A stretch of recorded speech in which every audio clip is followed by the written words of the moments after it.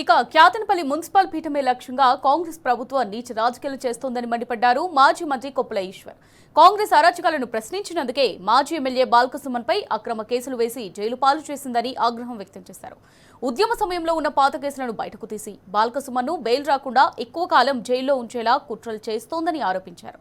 ఆదిలాబాద్ జిల్లా జైల్లో ఉన్న బాల్కసుమన్ను మాజీ మంత్రి కొప్పుల ఈశ్వర్, మాజీ ఎమ్మెల్యే కోరుకంటి చందర్ పరామర్శించారు.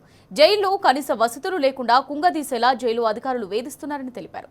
బాల్కసుమన్ను బేషరతుగా జైలు నుంచి విడుదల చేయాలని డిమాండ్ చేశారు.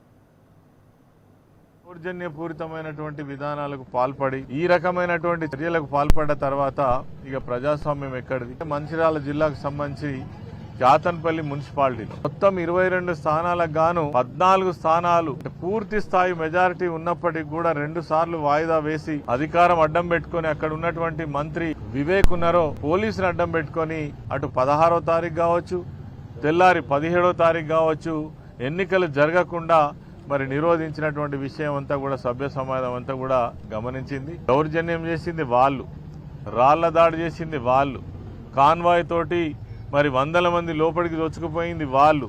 అదేవిధంగా ఇక్కడ ఉన్నటువంటి బీఆర్ఎస్ పార్టీ కార్యకర్తలను కానీ, సుమన్ కానీ, ఇక్కడ ఉన్న మూల రాజిరెడ్డి కానీ వీళ్ళను అక్కడికి వెళ్లకుండా నిరోధించింది వాళ్ళు. పోలీసులు ప్రభుత్వం వాళ్ళ చేతిలో ఉన్నది కాబట్టి మరి మా నాయకుడు మాజీ శాసనసభ్యుడు విప్పుగా పనిచేసినటువంటి ఉద్యమకారుడు సుమన్ పైననే తిరిగి ఒక 20 మంది పైన కేసులు పెట్టి జైల్లో ఉన్నటువంటి కేసులు కావచ్చు, తర్వాత ఇతర కేసులు కావచ్చు, ఇవన్నీ కూడా వెతికి సుమన్ను చాలా కాలం జైల్లో ఉంచేటువంటి ఒక కుట్ర మాత్రం జరుగుతూ ఉంది.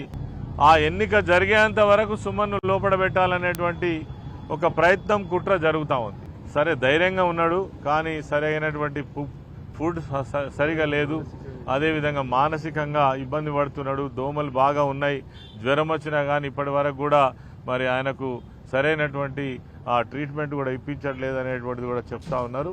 ఇది కరెక్ట్ కాదు. బేషరతుగా సుమన్ను విడుదల చేయాలని కూడా ఈ ప్రభుత్వాన్ని డిమాండ్ చేస్తున్నాం. ఇలా వివేక్ మంత్రి పైశాచిక ఆనందం పొందుతున్నాడు కావచ్చు, జైల్లో పెట్టించి కక్ష సాధింపు ధోరణులతోని చేయిస్తున్నాడు కావచ్చు కాక. ఇది నిజంగా ప్రజాస్వామ్యానికి గుడ్డలి పెట్టు. ఈ విధానం ఇలా ప్రజలందరూ కూడా గమనిస్తా ఉన్నారు. ఒక ఉద్యమకారుణ్ణి ఈ విధంగా జైల్లో పెట్టించి భయభ్రాంతులకు గురి చేసి ఇలా మానసికంగా కృంగేటువంటి విధంగా చేస్తున్నటువంటి తీరును ఇలా ప్రజలందరూ కూడా గమనిస్తున్నారు.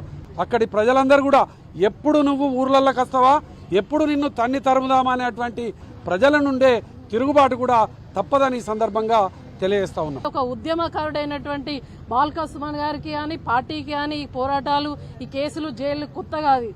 కానీ ఒక ప్రజా తీర్పును గౌరవించలేనటువంటి నిస్సహాయ స్థితిలో ఇలా మంత్రి వివేక్ గాని, ఎంపీ వంశీ గారు కానీ ఉండడం నిజంగా కూడా ఈ దురదృష్టకరం. ఎందుకంటే ప్రజా తీర్పును ఎవరైనా గౌరవిస్తారు, కానీ ఇలా ప్రజా తీర్పును కూడా ఓర్చుకోలేని స్థితిలో ఇలా ఆ మంత్రి గారు ఉండి అధికారాన్ని అడ్డం పెట్టుకొని అక్కడ రేవంత్ రెడ్డి ఆధ్వర్యంలో ఇలా పూర్తిగా కూడా ప్రజాస్వామ్యాన్ని కూని చేస్తా ఉన్నారు.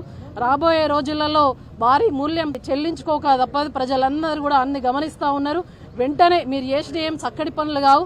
మరి మీరు జైల్లో పెట్టినా కూడా, ఎక్కడ పెట్టినా కూడా ప్రజలందరికీ తెలుసు. స్పష్టమైన తీర్పు 14 మంది కౌన్సిలర్లు బీఆర్ఎస్ కు ఉన్నారని తెలుసు. కాబట్టి ఇప్పటికైనా మీ చిల్లర కుట్రలు మానుకొని సజావుగా ఎలక్షన్ జరిగే విధంగా చేయాలని, మా బాల్కసుమన్ గారిని వెంటనే విడుదల చేయాలని చెప్పేసి ప్రభుత్వాన్ని డిమాండ్ చేస్తా ఉన్నాం.